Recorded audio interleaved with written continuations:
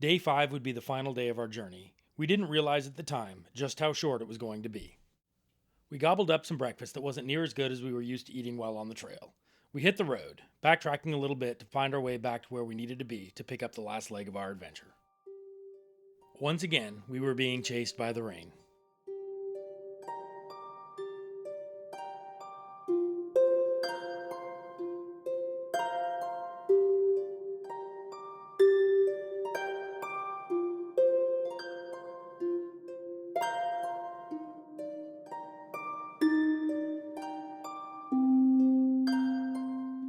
Back down through the mountains and the valleys, we came across a long abandoned ghost town, the location where the city of Ruby once stood.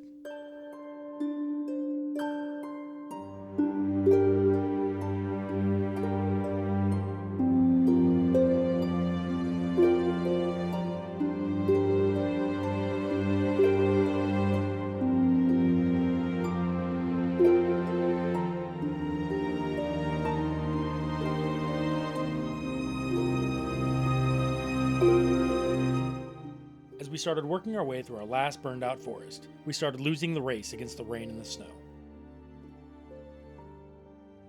It would be sporadically on top of us from now until we found the main road to the border.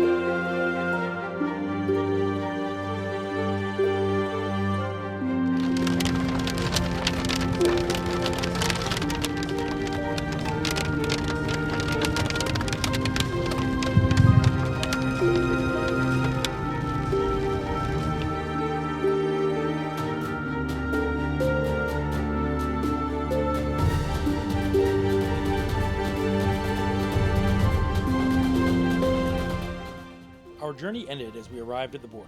It felt good to finally be at the end of the trip, but I was a little sad that it was over.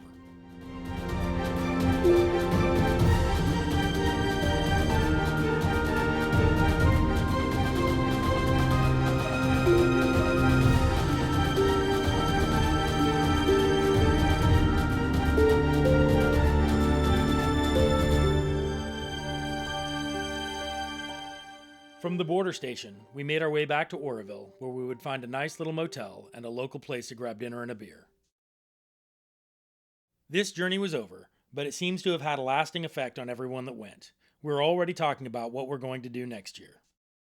Day 6. It was originally planned to be our last day on the trail. However, since we got done a day early, I bring you my own little reminder from breakfast, the morning we were to head home.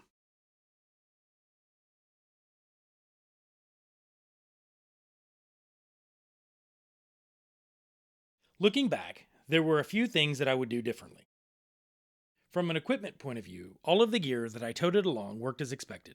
The only gear that didn't get used regularly was safety and recovery, as well as the extra gear brought along for inclement weather.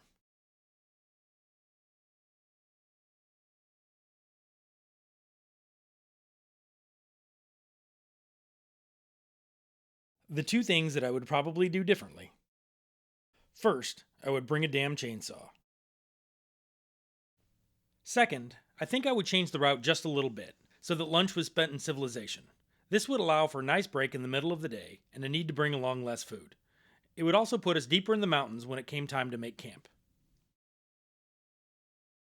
This trip was a learning experience for everyone involved. We are all looking forward to our next adventure.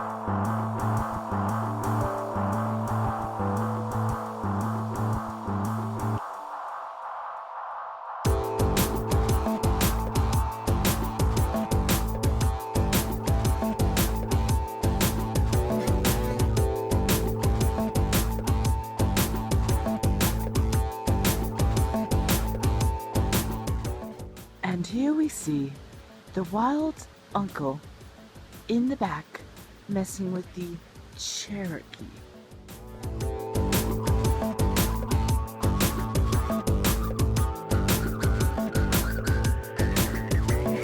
The air is breathing slow and I'm just letting go.